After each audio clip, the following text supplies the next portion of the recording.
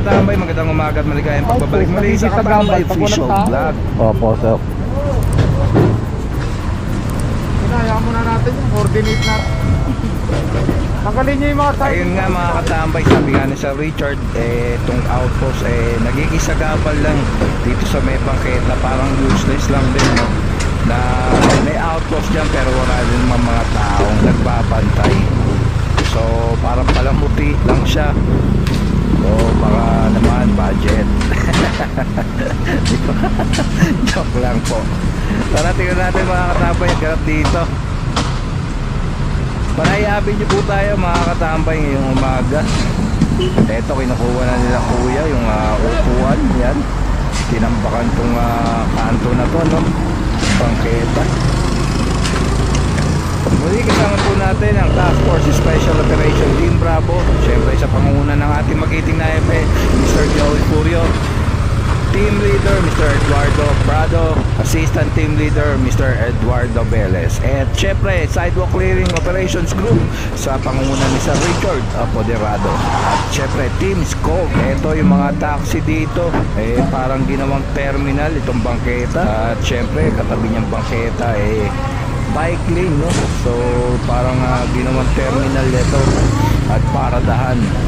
Ito tinitikita na po yung mga taxi. Morning, sir. Pagbibigyan to, ikaw titikita. Service na lang din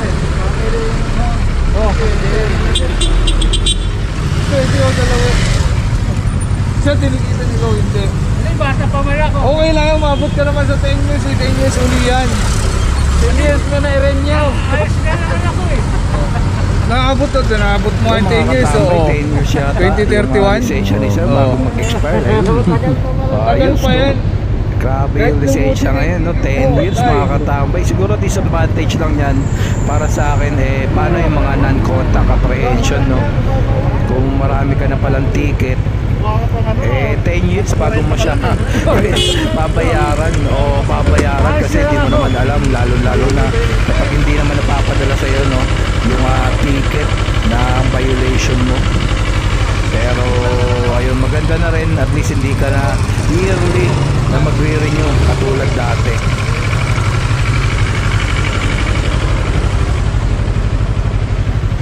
Ito po, tinitikita na yung ating mga taxi driver. Po si tatay kanina nakikiusap pa, tikitan na lang daw isang driver, no? Pero ayun nga, 10 years pa nga yung license niya bago mag-expire. So wala naman siyang maraming violation, pwede niya nang hindi muna bayaran yun. Hindi naman na nagkakaroon, no, ng penalty ang hindi pagbayad ng ating mga ticket. So yun, isa pa nga disadvantages yun, no? Masyado yatang maluwag ang ating batas para doon mga katambay.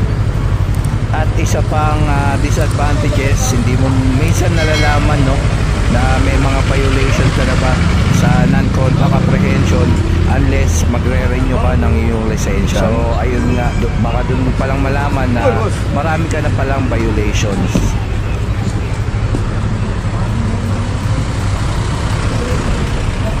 No, tingnan naman natin dito mga katambay ang ating Sidewalk Clearing Operations Group o SCOGG, sila Sir Richard.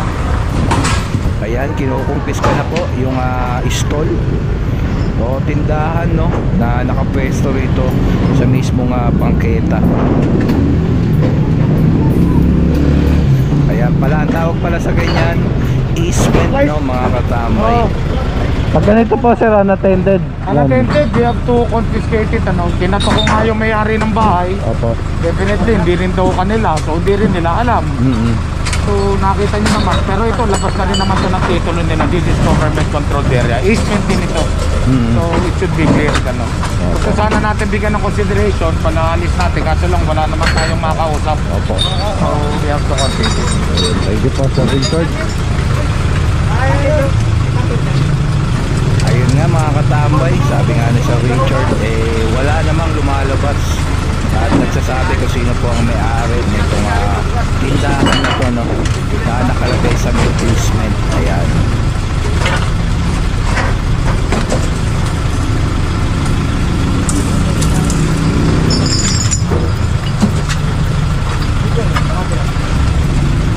Grabe, late ng tindahan pero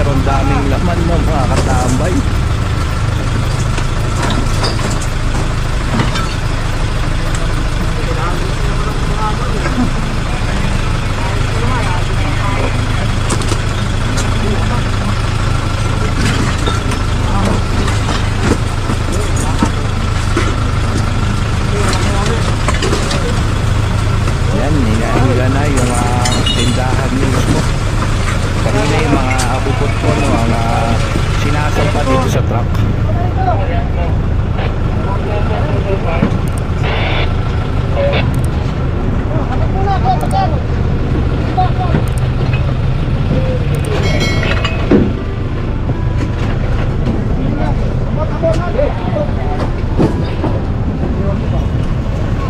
Yung mga katambay, tawid tayo. Tingnan natin kung ano ang pinag-uusapan nila sa Richard dito sa kabila.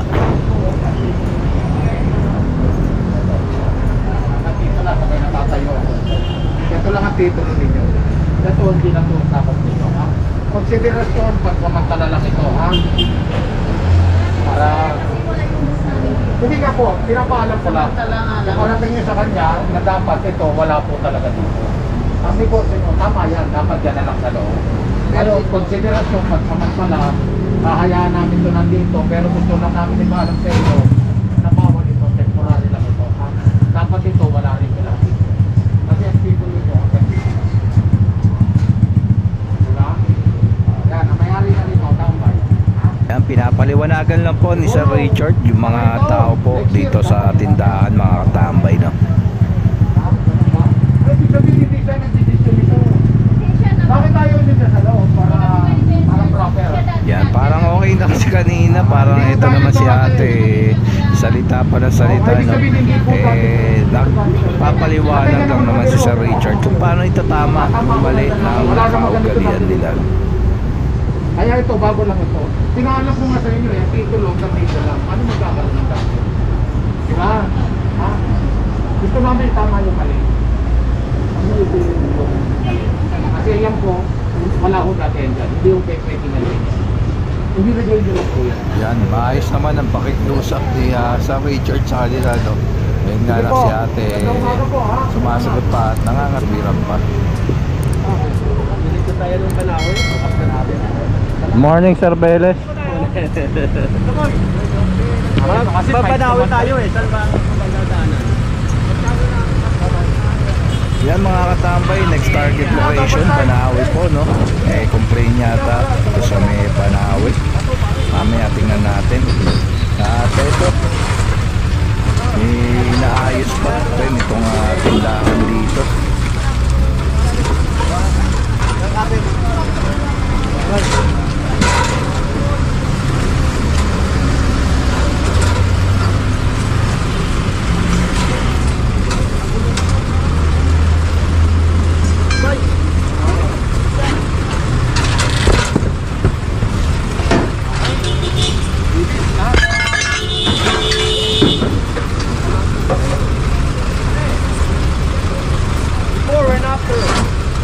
Yan, pinapalinis na lang ni Sir Richard, no? Para mas magandang iwanan ng malinis itong lugar na to.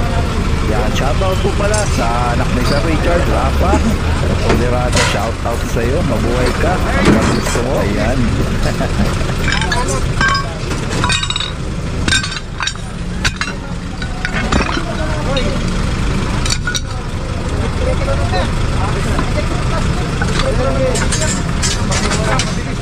Hindi natin iiwan ng marumi. Turin nyo kung sama-sama ito. Walis! Sabi nga ni Sir Richard, hindi natin iiwan ng marumi, no? Ayun nga Kuya, Banahaw tayo. nakasanayan na natin kay Sir Richard sa trabaho. Talagang hindi niya iiwan ang isang lugar na marumi pa. So ayan mga katambay, magbabalik ang Katambay Official Vlog. Again, pinapadaan ko lang sa aking channel. Please kindly like, comment, share, and subscribe. At makihit nyo na rin ang notification bell para updated ka. Mabuhay kayong lahat hanggang gusto nyo. God bless everyone and peace out. Ayan, shoutout ulit Rafa. Shoutout sa'yo. Importante, naliwan natin ang malinis.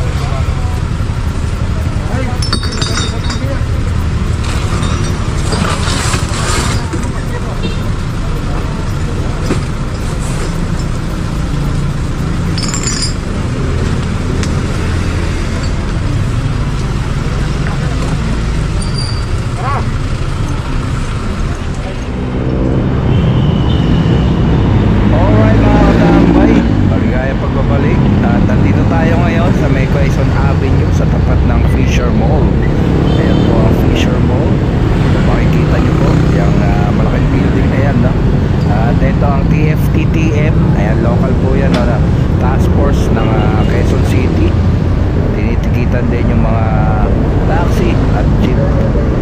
si Sir Richard, may nakitang vendor dito sa may ilalim ng footbridge. Ayan, pinapakumpiska na niya yung mga gamit, no, ng vendor. Kasi mga katambay, kung di natin maisip, hindi na ilang beses na nag-operate ang ating task force at ISCO dito sa kakabaan, no, ng Quezon Avenue. So hindi na yan sakop siguro ng memorandum na kailangan pagbigyan muna, no. Wala na siguro first offense yan. Kung may 10 beses lang natin clearing, meron na yan. Pinukumpis ka na natin yan. Tapos na pagbibigay dyan. Footprint yun. Hindi na yung sakap ng bagong utos, sir. Patagal nang ino-operate dito. Motor kasi ang gamit ko, saka tumadaan eh. Ito si Sir naka-scooter o motor, hindi natin alam. Ayan, nabangga pa si Sir Julius. Buwaba pa talaga ng mga katambay. Ayos ah. Al, hindi ba ito ang minpan? Hindi ba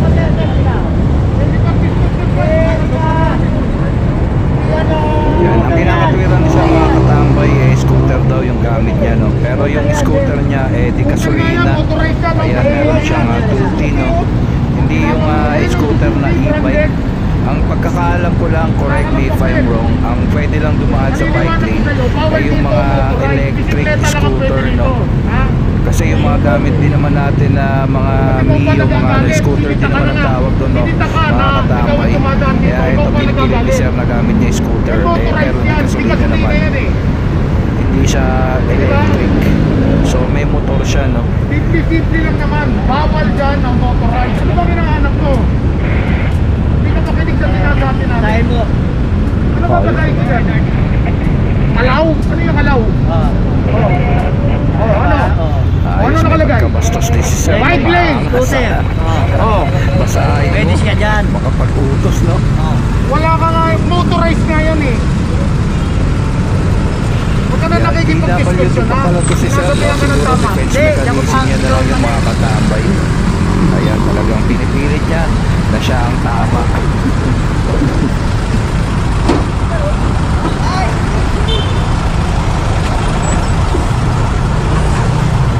Magbabalik po ulit ang Katambay Official Vlog. Again, please kindly like, comment, share, and subscribe. At pakihit nyo na rin ang notification bell para updated ka. Kung kayo lahat ang gusto nyo, God bless everyone, and peace out.